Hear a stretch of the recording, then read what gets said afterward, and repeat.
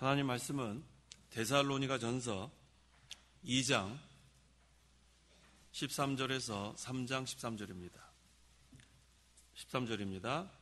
또한 우리가 하나님께 쉬지 않고 감사하는 것은 너희가 우리에게서 들은 하나님의 말씀을 받을 때 사람의 말로 받지 않고 참으로 하나님의 말씀으로 받았으니 참으로 그러하다. 이 말씀이 또한 믿는 너희 안에서 활동하고 있다. 형제들아, 너희는 그리스도 예수님 안에서 유대에 있는 하나님의 교회들을 본받는 자들이 되었으니 이는 그들이 유대인에게 고난을 받은 것처럼 너희도 너희 동족에게 동일한 고난을 받았기 때문이다. 유대인은 주 예수님과 선지자들을 죽이고 우리를 내쫓았으며 하나님을 기쁘시게 하지 않고 모든 사람들에게 대적이 되었다. 그들은 우리가 이방인들이 구원을 받도록 말씀 전파하는 것을 방해하여 항상 자기 죄를 채우니 마침내 진노가 그들 위에 임하였다. 형제들아, 우리가 잠시 너희를 떠난 것은 얼굴이지 마음은 아니니 우리가 너희 얼굴 보기를 열정적으로 더욱 힘썼다. 우리가 너희에게 가려고 하였으며 특히나 바울은 한두 차례 가려고 하였으나 사탄이 우리를 막았다. 우리 주 예수 그리스도께서 다시 오실 때 그분 앞에서 우리의 소망이나 기쁨이나 자랑의 면류관이 무엇이냐? 너희가 아니냐? 너희야말로 우리의 영광이며 기쁨이다. 2장 20절까지만 봉독했습니다. 데살로니가전서 3장 8절에 너희가 주님 안에 굳게 서 있으면 이제 우리는 산다라고 했습니다. 이 말씀을 근거로 해서 이 시간 증거의 말씀의 제목은 주님 안에 굳게 서 있으라. 주님 안에 굳게 서 있으라라는 제목으로 말씀 전하겠습니다. 2장 13절 또한 우리가 하나님께 쉬지 않고 감사드리는 것은 너희가 우리에게서 들은 하나님의 말씀을 받을 때에 사람의 말로 받지 않고 참으로 하나님의 말씀으로 받았으니 참으로 그러하다. 이 말씀이 또한 믿는 너희 안에서 활동하고 있다. 데살로니가 교인들이 바울이 말씀을 전할 때에 사람의 말로 받지 않고 하나님의 말씀으로 받았습니다. 이게 중요합니다. 교육자가 하나님의 말씀을 증거할 때에 교육자를 통해서 하나님께서 하나님의 말씀을 증거하는 거예요. 그래서 교육자를 보는 것이 아니고 교육자는 그저 도구 역할을 하는 겁니다. 하나님의 말씀이 증거될 때 이게 하나님의 말씀이구나. 그래야 그 말씀이 영의 양식이 됩니다. 또 생명의 양식이 되고 그 다음에 그 양식을 우리가 먹고 또 순종하면서 자라나게 됩니다. 그래서 우리가 항상 생명의 말씀이 되려면 사람을 보면 안 돼요. 항상 말씀을 사모하고 또 설교자가 말씀을 증거할 때에는 하나님의 말씀으로 우리가 알고 교훈을 받고 또 책망을 받고 또 고칠 건 고치고 회개할 건 회개하고 말씀대로 걸어가는 것이 중요합니다. 그래서 우리는 항상 말씀에 따라 모든 걸 해야 돼요. 누가복음 5장 1절 이하에 베드로가 밤새통으로 고기를 잡으려고 했는데 한 마리도 못 잡았죠. 이전 성경에는 말씀에 의지하여, 우리 바른 성경에는 말씀을 따라 오른쪽에 그물을 던져라 했더니 어떻게 됐습니까? 하나님의 큰 역사가 있어서 많은 물고기를 잡을 수 있었어요. 그래서 우리가 이 말씀을 의지하는 게 중요하고 또 말씀을 따라 순종하는 것이 중요합니다. 그러면은 그것이 산믿음이고 또 그것이 하나님이 역사하시는 그런 믿음 생활입니다. 14절 형제들아, 너희는 그리스도 예수님 안에서 유대에 있는 하나님의 교회들을 본받는 자들이 되었으니 이는 그들이 유대인에게 고난을 받은 것처럼 너희도 너희 동족에게 동일한 고난을 받았기 때문이다. 초대 예루살렘 교회는 모든 이방교회의 모교회입니다. 그 교회를 보면서 본받으려고 하는 교회들이 많이 있었어요. 그래서 그 이방교회들이 예루살렘 교회가 어떻게 하는가 그것을 보고 따라하는 경우가 많았습니다. 그런데 이 예루살렘 교회가 믿음 지키는 게 쉽지 않았습니다. 환란이 많았어요. 핍박도 받고. 그래서 이방에 있는 교회도 핍박받는 것을 당연히 여기고 믿음을 지켜나가야 돼요. 예루살렘 교회가 그랬으니까 이방 교회들도 낙심하면 안 되고 끝까지 이겨내야 합니다. 15절에 유대인은 주 예수님과 선지자들을 죽이고 우리를 내쫓았으며 하나님을 기쁘시게 하지 않고 모든 사람들에게 대적이 되었다. 사실 예수님께서 이 땅에 오신 것은 자기 백성을 위해서 오셨는데 자기 백성이 사실은 구약시대에는 유대인입니다. 근데 자기 백성이 영접하지 않았어요. 그 다음에 복음은 온 세상에 퍼졌습니다. 실제로 예수님을 핍박하고 죽인 자들이 누구냐면 유대인이에요. 이게 참 구약 성경을 그렇게 알고 있는 유대인들인데 그 유대인들은 예수님이 메시아인 거를 그렇게 많이 예언한 것을 읽은 사람들인데 오히려 그들은 메시아가 오셨지만 영접하지 않고 오히려 예수님을 핍박하고 시기하고 잡아 죽인 데까지 나아갔습니다. 하나님을 기쁘시게 하지 않고 모든 사람들에게 대적이 되었다고 했습니다. 16절 그들은 우리가 이방인들이 구원을 받도록 말씀 전파하는 것을 방해하여 항상 자기 죄를 채우니 마침내 진노가 그들 위에 임하였다. 유대인들은 자기들이 예수님을 영접하지 않았을 뿐만 아니라 이방인들이 구원을 받도록 말씀 전파하는 것을 방해까지 했어요. 하나님의 구원운동을 대적한 자들이 또 유대인들입니다. 그러니까 마침내 진노가 그들 위에 임하였다고 그랬어요. 하나님의 진노를 쌓는 일은 하나님의 구원운동에 방해하는 일, 손해를 주는 일.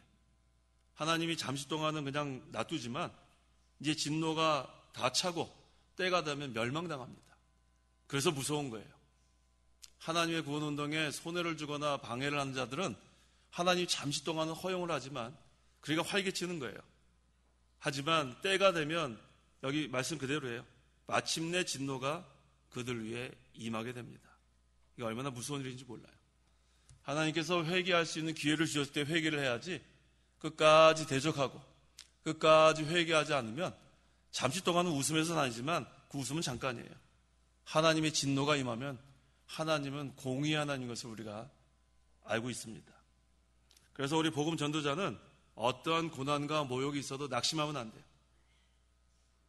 이 유대인들이 얼마나 지금 사도 바울을 방해했는지 모릅니다. 하지만 사도 바울은 낙심하지 않았어요. 성령과 능력과 큰 확신을 가지고 말씀을 계속해서 선포했습니다. 또 사도 바울은 다른 것들을 섞지 않고 순전한 말씀만 전했어요. 왜냐하면 진리 필승, 진리가 반드시 이깁니다. 그래서 끝까지 말씀을 우리가 믿고 말씀대로 걸어가고 또 말씀을 전하고 진리를 세워나가면 반드시 진리는 이긴다고 했어요. 17절 형제들아 우리가 잠시 너희를 떠난 것은 얼굴이지 마음은 아니니 우리가 너희 얼굴 보기를 열정적으로 또 힘썼다. 바울은 몸이 데살로니가 교회를 떠나 있을 때도 마음은 항상 그들과 함께 있었다고 했어요. 이게 교육자의 마음이에요. 그들을 위해 기도하고 또 바울은 교인을 사모해서 데살로니가전서 2장 8절 우리가 너희를 이같이 사모하여 하나님의 복음뿐만 아니라 우리의 목숨까지도 너희에게 주기를 기뻐하였으니 우리의 목숨까지도 너에게 주기를 기뻐하였으니 이게 참 교육자입니다. 교육자의 마음은 항상 교인들을 위하고 또 교인들의 마음은 교육자를 위하고 18절 우리가 너희에게 가리고 하였으며 특히 나 바울은 한두 차례 가려고 하였으나 사탄이 우리를 막았다. 바울은 데살로니가 교회를 떠난 후에도 다시 가기 위해서 애를 많이 썼습니다. 근데 누가 막았어요? 사탄이 막았다고 했습니다. 이 사탄이 막았다는 것은 항상 사탄이 하는 목적이 뭐냐면 하나님의 사역을 방해하는 게 목적이에요. 항상 사탄은 방해를 합니다. 그래서 은혜가 많은 곳에 누구의 역사도 많냐 하면 마귀의 역사도 많아요. 그래서 은혜가 넘치는 곳에 마귀도 항상 역사한다는 걸 기억하고 항상 우리가 마귀를 경계해야 합니다. 19절에서 20절 19절 우리 주 예수 그리스도께서 다시 오실 때에 그분 앞에서 우리의 소망이나 기쁨이나 자랑의 면류관이 무엇이냐 너희가 아니냐 너희야말로 우리의 영광이며 기쁨이다. 바울이 데살로니가에 가기를 원한 것은 교인들의 인격을 영적으로 잘 길러서 주님 앞에 아름다운 자로 세우기 위함입니다. 이것이 바울의 소망이고 기쁨이고 자랑이고 면류관이라고 했어요. 그래서 교육자가 제일 기뻐할 때는 어쩔 때 하냐면 교인이 자라났을 때 제일 기쁩니다. 그런 교인을 만날 때가 있어요. 처음에는 그렇게 믿음이 이렇게 생활하는 거 생각지 못했는데 믿음에 힘이 있고 열심을 내고 이전보다 더 나아진 것을 보게 되면 그 다음에 교육자는 그게 큰 힘이 되는 거예요. 저뿐만 아니라 우리 목사님들 다 그럴 거예요. 그래서 항상 우리는 자라나는 게 중요합니다. 교육자가 볼 때도 그런데 하나님께서 보실 때는 어떻겠어요? 하나님께서도 자라나는 걸 기뻐하세요. 우리 아이들을 다 키우시지 않아요? 손주들 키우는데 손주가 잘 먹지 않고 잘 자라나지 않으면 어때요? 기뻐요? 기쁘지 않죠? 먹고 쑥쑥 자라날 때 기쁜 거예요. 그러니까 하나님께서도 우리가 하나님의 말씀을 잘 듣고 순종하고 자라나기를 기뻐하시는 거예요. 그래서 우리가 항상 자라나는 생활, 그것이 중요합니다. 3장 1절. 1절. 그러므로 우리가 더 이상 참을 수 없어 우리만 아테네에 남는 것을 좋게 여겨. 바울이 데살로니가 교회에 가기를 원했지만 사탄이 막았기 때문에 가지 못했습니다. 그래서 기다리다가 누구를 데살로니가 교회에 보내기로 작정했냐 하면 디모데를 보내기로 작정했습니다. 이 디모데는 바울이 신앙으로 낳은 아들이에요. 그래서 디모데를 보내고 자기만 아테네에 남기로 한 것을 보면 바울이 데살로니가 교회를 사랑한 것이 분명합니다. 이 아테네는 바울이 데살로니가에서 고린도로 가는 길에 잠시 동안 머물러 있던 곳입니다. 여기 우리만 아테네에 남는 것을 좋게 여겨 그랬으니까 바울과 또 누가 있다는 거죠. 이 누구냐 하면 실라입니다. 바울과 실라가 함께 아테네에 남아 있었습니다. 바울이 유대인들의 핍박으로 인해서 지금 베레아에서 아테네까지 먼저 온 후에 그 다음에 실라와 디모데가 바울의 뒤를 쫓아 아테네에 오게 된 것입니다. 그 후에 디모데는 데살로니가 교회의 사정을 알아보기 위해서 다시 또 바울이 데살로니 교회에 파송하고 그 후에 실라도 임무를 가지고 마케도니아로 가게 되었습니다. 그러니까 결국은 이 세 사람이 중요한 역할을 한 거예요. 바울과 디모데와 실라. 이것을 뭐라고 제가 늘 강조하냐면 동역자라는 게 동역자. 바울이 혼자서 이 여러 곳을 다 감당 못해요. 그러니까 디모데를 파송하고 실라도 데리고 있다가 또 보내고 그러니까 이 동역자가 얼마나 중요한지 몰라요. 많은 동역자들이 함께 주의를 감당할 수 있습니다. 그래서 디모데를 먼저 데살로니가로 보내고 그 후에 실라도 마케도니아로 보내고 바울은 잠시 동안 아테네에 머물고 그 다음에 고린도로 가서 실라와 디모데와 합류하는 거예요. 그러니까 하나님께서 이 세 사람을 상당히 지역마다 사용하시고 나중에는 또 합류시켜서 지금 데살로니가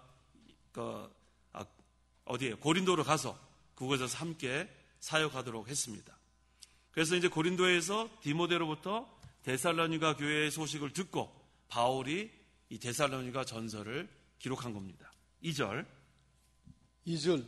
우리의 형제이며 그리스도의 복음 안에서 하나님의 일꾼인 디모데를 보내었으니 이는 너희를 견고하게 하고 너희의 믿음을 격려하여. 바울이 디모데를 형제라고 했어요. 제가 아까 동역자란 말을 썼죠. 동역자는 뭐와 같으냐면 형제와 같아야 돼요. 우리가 형제를 사랑하죠? 형제를 사랑하죠. 우리 형제 또 자매도 사랑하고. 그러니까 동역자는 그러한 관계가 돼야 돼요. 그러한 관계. 형제와 같은 관계.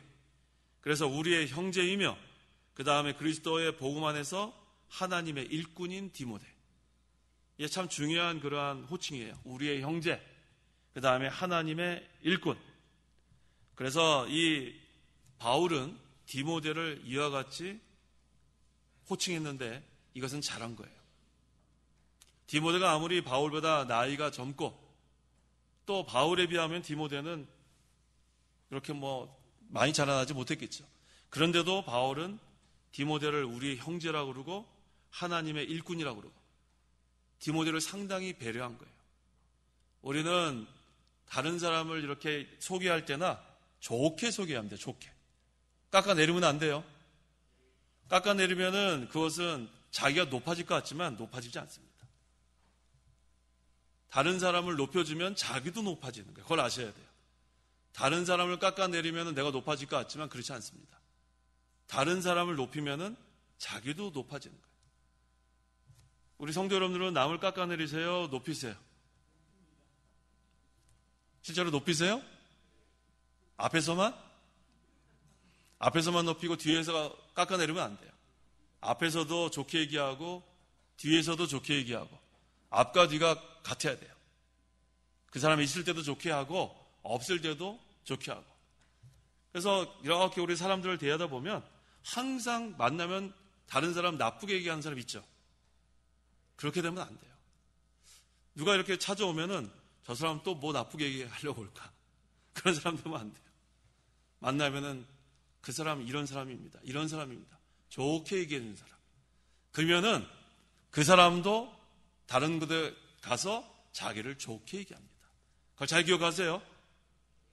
남을 항상 나쁘게 헐뜯는 사람은 그 사람도 딴 데 가서 헐뜯기게 돼 있어요. 항상 그런 거예요, 사람은. 어떻게 하느냐? 대접을 받으려면 먼저 대접하라. 이게 황금률이에요. 자기가 잘하면 그 사람도 자기한테 잘하게 돼 있어요. 항상 그걸 기억하십시오. 그래서 이 사도 바울은 이 디모데를 우리의 형제, 그 다음에 하나님의 일꾼, 이와 같이 잘 배려했습니다. 이는 너희를 견고하게 하고 너희 믿음을 격려하여, 이 디모데를 보낸 목적이 여기 나와 있죠. 데살로니가 교회 교인들을 격려하려고 보냈고, 견고하게 하려고 보냈고, 너의 믿음을 격려하려고 보냈다고 했습니다. 3절 아무도 이 온갖 환난 가운데서 흔들리지 않게 하려는 것이다. 우리가 이 일을 위해 세우심을 받은 것을 너희가 알고 있다. 당시 데살로니가 교회는 많은 환난을 받고 있었어요. 그래서 교인들의 신앙이 흔들릴 것을 염려해서 바울이 디모데를 보내어 믿음을 굳게 하려고 작정했습니다. 굳게 하려고. 우리가 이 일을 위해 세우심 받은 것을 너희가 알고 있다. 성도가 환난을 당한 것은 당연한 일이라 했죠. 불같은 시험이 오는 것을 이상하게 여기지 말라고 했습니다. 그래서 우리가 하나님 나라에 들어가려면 많은 환난 겪어야 된다 그랬죠. 사도행전 14장 22절 그들이 제자들의 마음을 굳건히 하고 믿음에 머물러 있으라 권면하였으며, 또 우리가 하나님 나라에 들어가려면 많은 환난을 겪어야 할 것이다 라고 권면하였다. 네, 많은 환난을 겪게 돼 있습니다. 그걸 두려워하지 마세요. 하나님 나라에 들어가려면 많은 환난을 겪어야 된다. 그렇기 때문에 제자들의 마음을 굳건히 해주고 믿음에 머물러 있으라 권면하는 거예요. 그래서 우리가 불같은 시험이 올 때 이상한 일로 여기지 말고 당연히 오는 줄 알아야 돼요. 그래서 하나님께서 그 연단을 통해서 우리의 자격을 만드는 거예요. 하늘나라 유업을 이어받을 상속자의 자격. 그게 우리의 소망이에요. 이미 우리는 하늘나라 유업을 이어받을 상속자입니다. 근데 아직은 자격이 만들어지지 못했기 때문에 많은 환난과 고난을 통해서 연단을 받음으로 그 자격이 만들어집니다. 그래서 우리 환난 중에서도 기뻐해야 된다고 그랬죠. 로마서 5장 3절 4절. 이뿐 아니라 우리는 환난 중에서도 기뻐하니, 이는 환난은 뭐를? 인내는 연단은 소망을 이루는 줄 알기 때문이다. 순서가 이렇게 됩니다. 환난, 인내, 연단, 소망. 늘 기억하세요. 그래서 환난을 당할 때 기뻐하세요. 그러면 인내를 만들어냅니다. 그 다음에 인내는 연단, 그 다음에 연단은 소망. 어떤 소망이냐 하면 하늘나라 유업을 이어받을 상속자의 자격이 만들어지는 소망. 그래서 잘 자격이 만들어지면 하늘나라 가서 우리가 자격대로 그것을 누리게 되는 거예요. 그래서 우리가 항상 그걸 잊어버리면 안 돼요. 환난을 당할 때 기뻐하라. 시험이 오거든 온전히 기쁘게 여겨라. 그거 잊어버리면 안 돼요. 하나님이 아무나 그렇게 연단하는 게 아니에요. 사랑하는 자를 연단합니다. 또 부족한 자를 연단합니다. 그래서 우리가 부족하거나 또 하나님께서 사랑하거나 그래서 어떠한 목적을 했는데 우리가 연단을 잘 받으면 자격이 만들어집니다. 4절 우리가 너희와 함께 있을 때에 우리가 환난 당할 것을 너희에게 예고하였는데 과연 그렇게 되었고 너희도 그것을 알고 있다. 그래서 우리는 환난이 오기 전에 성경에서 미리 우리에게 가르쳐 주는 거예요. 대비하라고. 미리 우리가 환난 받을 각오와 준비가 돼 있으면 환난이 올 때 흔들리지 않습니다. 환난이 올 때 당황하면 안 돼요. 낙심해도 안 되고. 분명히 환난은 온다 그랬고 하나님 나라에 들어가려면 많은 환난을 겪어야 된다고 미리 성경에서 우리가 알려주고 있기 때문에 환난 받을 각오를 해야 돼요. 환난은 오게 돼 있어요. 어떠한 모양이든지. 그래서 환난이 올 때 낙심하지 말고 항상 흔들리지 말고 우리가 잘 통과해야 합니다. 5절 그러므로 내가 더 이상 참을 수 없어 너희의 믿음을 알아보기 위하여 그를 보냈으니 이는 혹 시험하는 자가 너희를 시험하여 우리의 수고를 헛되게 하지 못하게 하려는 것이었다. 여기서 시험은 템테이션이에요. 유혹한다는 그런 의미. 환난 때는 그러한 유혹이 더 심합니다. 미혹이 심해요. 그래서 교인들은 약해지고 많은 사람들이 미혹에 넘어가고 그래서 이 교육자가 수고한 것이 헛될 때가 많아요. 그래서 우리가 이렇게 교육자들이 미리 가서 권면해 주는 게 중요한 거예요. 그래서 우리 신방 가갖고 다른 거 할 거 없어요. 자꾸 권면해 줘야 돼요. 옳고 그른 거. 이것이 옳다. 이것이 잘못됐다. 그래야 흔들흔들하는 믿음이 약한 성도들이 굳건히 설 수 있어요. 근데 가서 그런 얘기 안 하고 하나님이 다 알아서 해주겠지. 그럼 뭐더러 신방 가요? 하나님 해주는 거 모르는 사람이 어디 있습니까? 그래서 우리는 항상 두 가지를 다 기억해야 된다 그랬죠. 하나님의 주권과 인간의 책임. 그러니까 우리 할 일은 다 해야 돼요. 옳고 그런 걸 알려줘야지 약한 사람들이 그거 뭐 잘 분별 못 하잖아요. 그러니까 우리가 가서 잘 권면하고 이것이 옳다. 이게 잘못됐다. 그걸 잘 우리가 알려줘야 합니다. 6절 그런데 지금 디모데가 너희로부터 와서 너희 믿음과 사랑의 기쁜 소식을 우리에게 전하고 또 너희가 우리를 항상 좋게 생각하며 우리가 너희를 간절히 보고 싶어하는 것처럼 너희도 우리를 간절히 보고 싶어한다고 전해주었다. 데살로니가 교회에 파송됐던 디모데가 돌아왔습니다. 그 다음에 바울에게 기쁜 소식을 전해줬어요. 그 보고 내용이 뭐냐면 데살로니가 교인들이 믿음과 사랑 가운데 있으면 바울을 좋게 생각하여 바울 보기를 간절히 사모고 있다는 것을 알려줬습니다. 그때 바울이 그 소식을 듣고 기뻐했다고 했어요. 7절 그러므로 형제들아 우리가 모든 궁핍과 환난 가운데서 너희의 믿음으로 말미암아 너희에게서 위로를 받았다.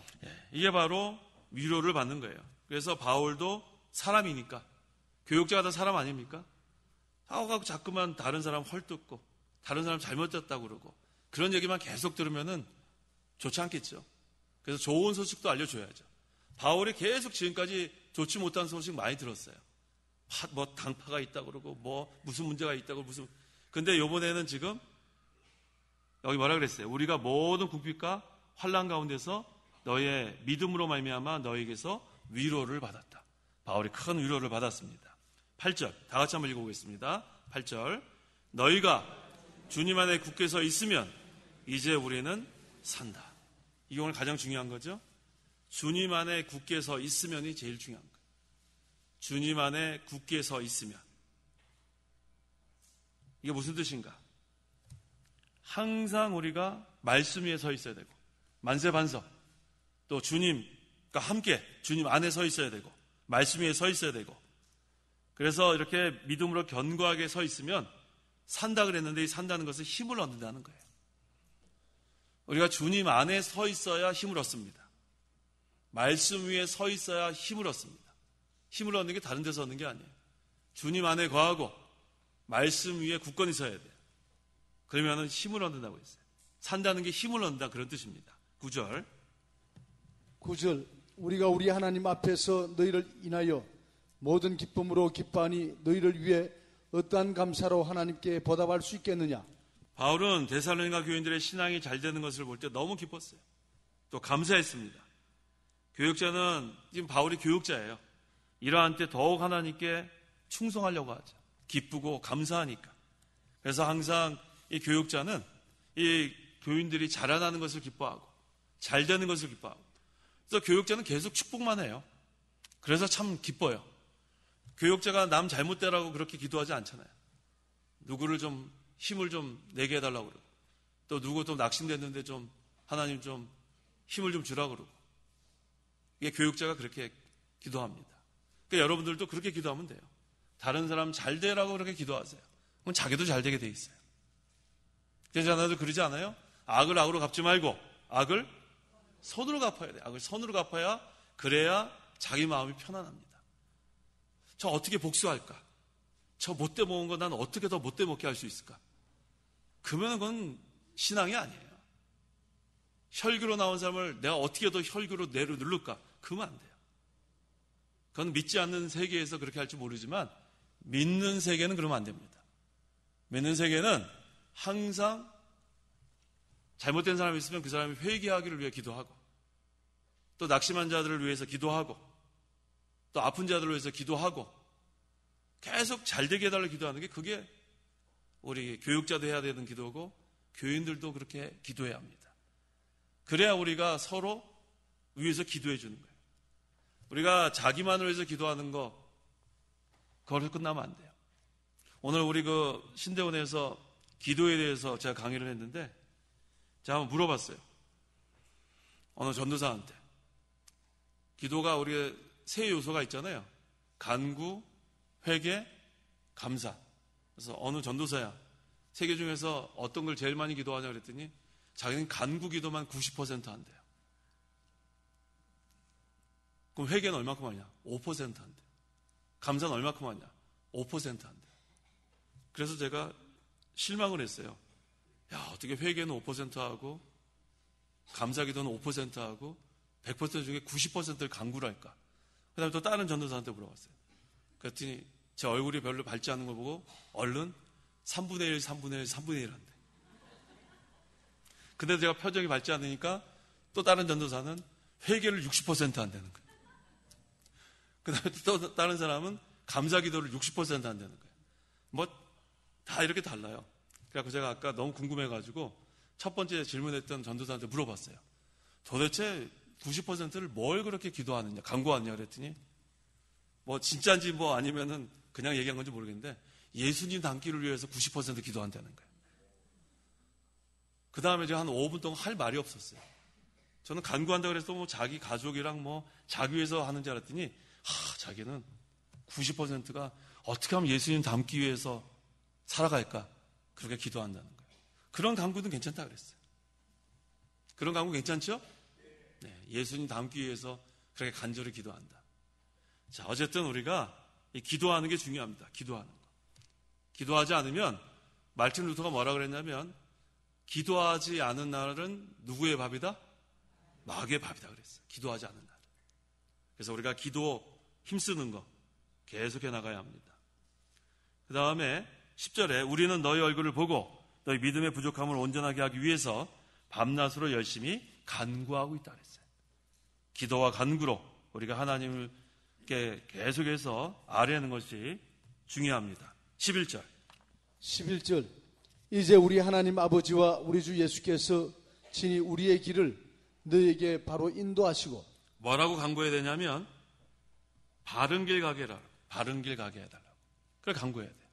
바른 길 가게 해주십시오 하고 기도하면, 그러면 하나님께서 길을 열어주십니다. 12절 우리가 너희를 사랑하는 것 같이 주께서 너희에게 피차간과 모든 사람에 대한 사랑이 풍성하고 넘치게 하셔서. 그 다음에 데살로니가 교회는 이렇게 서로를 위해서 기도하고, 또 바울도 기도하고 바른 길 가게 해달라고 간구하니까 그것은 서로 사랑의 세계가 이루어졌겠죠. 그래서 우리가 사랑의 세계가 이루어지는 게 바로 교육자와 교인들 간에 서로를 위해서 기도하고 서로를 배려하고, 이러한 가운데서 사랑의 세계가 이루어지는 거예요.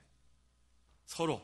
그러니까 이 데살로니가 교회는 주께서 너희에게 피차간과 모든 사람에 대한 사랑이 풍성하고 넘치게 하셔서, 이게 뭐냐면 얼마나 감사합니까? 13절 너희 마음을 굳세게 하시고 우리 주 예수께서 그분의 모든 성도들과 함께 다시 오실 때에 하나님 우리 아버지 앞에서 거룩함에 흠없게 하여 주시기를 원한다. 그 다음에 마음을 굳세게 하시고, 마음이 좀 굳세야 됩니다. 성도 여러분, 마음을 좀 굳건히 가지세요. 마음을 굳건히 가져야 돼요. 이 마귀가 우리를 계속해서 공격하는데 약해지면 안 돼요. 낙심하면 안 된단 말이에요. 우리가 하나님 나라에 들어가려면 많은 환난을 겪어야 된다 그랬죠. 그건 당연히 우리가 겪어야 되는 일이기 때문에 환난이 와도 굳세야 됩니다. 어떠한 고난이 와도 굳세야 되고 마음이 굳건해야 돼. 마음이. 사람이 마음이 약해지면 그 다음에는 뭐 아무것도 못해요. 굳건한 믿음, 또 굳센 마음, 그거를 늘 기도하세요. 그러면은 여기 뭐라 그랬죠? 너희 마음을 굳세게 하시고 우리 주 예수께서 그분의 모든 성도들과 함께 다시 오실 때 하나님 우리 아버지 앞에서 거룩함에 흠없게 하여 주시기를 원한다. 이게 바울의 기도예요. 그래서 우리가 주님 오실 날이 점점 갖고 왔는데 그때까지 흔들리지 말고 마음을 굳세게 하고 그 다음에 자라나고 진리 세워나가고 그 다음에 오늘 제목이 뭐예요? 주님 안에서 굳게 서 있어야 돼요. 굳게 서야 돼요. 지금 쓰러진 사람은 일어나야 됩니다. 하나님께서 만능으로 일으켜 주시는 거예요. 그러니까 간구해야 돼요. 하나님, 제가 지금 쓰러졌습니다. 일으켜 세워 주시옵소서. 그럼 하나님 반드시 일으켜 세워 줍니다. 그러니까 주님 안에 굳건히 서고 마음을 굳세게 하고 주님 오실 날이 점점 가까워 왔는데 우리가 주님 오실 때 칭찬과 영광과 존귀 다 받아 누리려면 우리가 끝까지 하나님 의지해서 주님 안에 굳건히 서 있는 그런 성도가 되어야 합니다. 기도하시기 바랍니다. 기도하겠습니다. 하나님 아버지 감사합니다. 허물과 죄로 영원히 죽을 수밖에 없던 죄인들을 구원하여 주시고 하나님의 은혜로 지금까지 살게 하신 거 감사합니다. 이제 주님 오실 날이 점점 가까운 때에 마귀는 더욱더 우는 사자와 같이 삼킬 자를 찾아 두루 다니는 이때에 우리가 깨어 기도하게 하시고 말씀에 굳건히 설 수 있도록 도와주시옵소서. 주님 안에 굳게 서 있으라고 했습니다. 쓰러져 있는 자 한 명도 없도록 하나님께서 능력의 손으로 붙들어 일으켜 세워 주시옵소서. 그래서 우리가 끝까지 진리를 세워나가고 끝까지 하나님의 말씀을 순종해서 하나님만을 기쁘시게 하는 참 교회로 참 성도로 끝까지 남을 수 있도록 하나님 역사하여 주시옵소서. 예수님의 이름으로 기도하옵나이다. 아멘.